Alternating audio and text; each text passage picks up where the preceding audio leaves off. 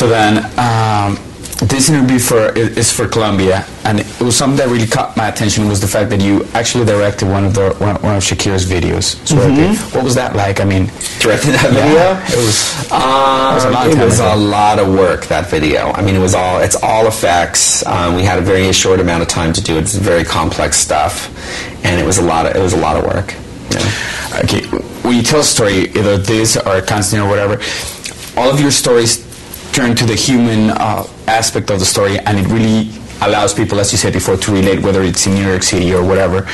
But one of the very human aspect to this story was the fact that Will Smith is just by himself for like an hour and a half.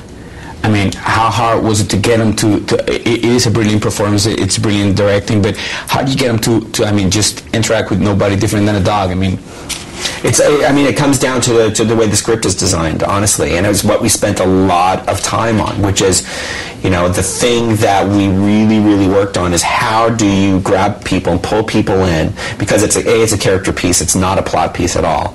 How do you pull people in, how do you engage people, and without dialogue and without other characters, and it's what we really, really focused on. And so what we did was created a real roadmap of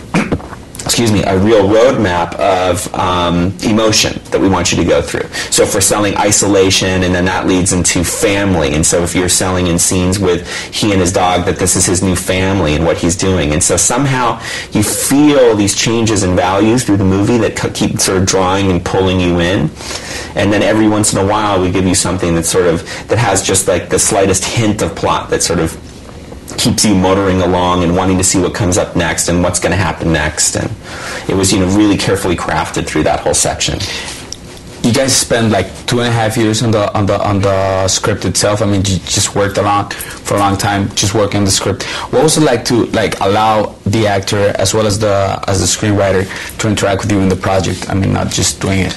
It's great. I love it, actually. I'm a big fan. I believe movies are made by teams. I think it's impossible for one person to make a movie, and so there's nothing better for me than to sit in a room with Will and Akiva and Will's partner JL and talk about the story. And we would do it hours at a time and for days and days and days and days and days. And that led up to having a first draft, and then you do it again, and then you get another draft of the script, and you do it again, and you get another draft of the script, and then you're doing it in rehearsals, and then you're doing it on set, and it's just, you just keep honing it and grinding away at it, and it's a really great process. It's really fun, especially if you love story. It's a really fun thing to do. How was it to, make a remake of a movie that was started in 1971 by Charlton Heston? I mean, and just still make it current, but still, it is the story that moves around it. I mean, it never lost an edge. It's so weird. I know people think this, but in my head, I'm making, an adaptation of the novel and not a remake of a film, even though it sort of is. And look, there's elements of Omega Man in this movie, there's elements of the novel in this movie, there's new elements in this movie, but to me, nobody ever really did the character story yet, and that's what really intrigued me. This is a character story. Well, one more thing.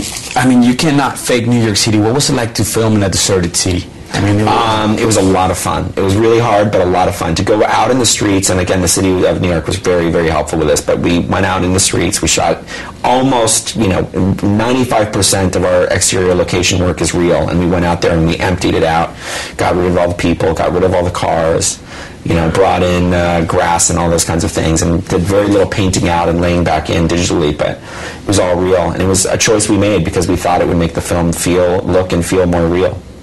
Okay, one last question.